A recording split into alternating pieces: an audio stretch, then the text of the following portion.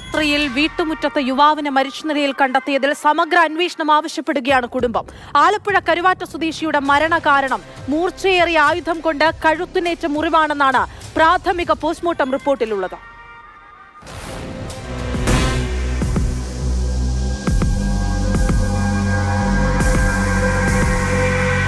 തിരുവോണ ദിവസം രാത്രി 9 മണിയോടെയാണ് രാജീവിനെ വീട്ടുമുറ്റത്ത് കഴുത്തിൽ മുറിവേറ്റ നിലയിൽ കണ്ടെത്തിയത്.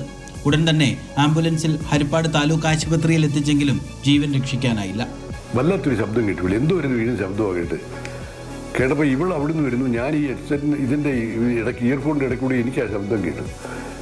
ഞാനത് ഉരുവയും എവിടെ ഓടി വരുകയും കൂടെ വന്ന് ഞങ്ങൾ ഈ കഥ ഉറക്കുമ്പോൾ ചോരയെ കുളിച്ച് കിടക്കുകയാണ്. ഈ സ്റ്റെപ്പിൻ്റെ മേലിലോട്ട് വെച്ച് കാലും കിഴക്കോട്ട് തലയായിട്ട് കിടക്കുക. ചോര മൊത്തം പോവുക, ഇതിൻ്റെ വാർന്നു പോവുക. ഇപ്പം എവിടെയാണെന്നോ എന്തോ വന്നു ഒന്നും അറിയാൻ പോയി. ഞങ്ങൾ കണ്ടപ്പോൾ ഞങ്ങൾ ഈ പറഞ്ഞ പോലെ ബോധവും ഇതെല്ലാം പോയി, സർവകാല ബോധം ഒന്നുമില്ല. എന്തോ സംഭവിച്ചത്? ഇവിടെ കിടന്ന് വിളിച്ചു പോയി. അപ്പുറത്ത് ആളൊക്കെ ഓടി വരുന്നത്.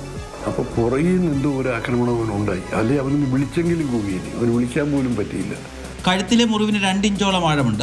ഇത് മൂർച്ചയേറിയ ആയുധം കൊണ്ടുള്ളതാകാനാണ് സാധ്യത കൂടുതൽ. പക്ഷേ രാജീവ് ചോര വാർന്നു കിടന്ന സ്ഥലത്ത് നിന്ന് ഇങ്ങനെയൊരു ആയുധം കണ്ടെത്താനായിട്ടില്ല.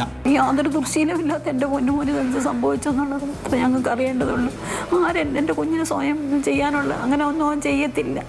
ഞങ്ങളെ വിട്ടവൻ പോത്തുമില്ല, അങ്ങനെയൊന്നുമുള്ള കാര്യം അവന് ചെയ്യാൻ അറിയത്തുമില്ല. എൻ്റെ കുഞ്ഞിനെ ആരും അപായപ്പെടുത്തിയിട്ടുണ്ട്, അത് ഞങ്ങൾക്ക് കണ്ടുപിടിക്കണം. ആ ഒരൊറ്റ കാര്യമേ എനിക്ക് പറയാനുള്ളൂ. നാളെ ഒരമ്മയ്ക്കും എൻ്റെ പോലൊരു വേദന ഉണ്ടാവരുത്. അസ്വാഭാവിക മരണത്തിന് ഹരിപ്പാട് പോലീസ് കേസെടുത്തു. ആത്മഹത്യയാകാനുള്ള സാധ്യതയുണ്ടെന്നും എന്നാൽ മറ്റെല്ലാ വശങ്ങളും പരിശോധിക്കുന്നുണ്ടെന്നും അന്വേഷണ ഉദ്യോഗസ്ഥർ.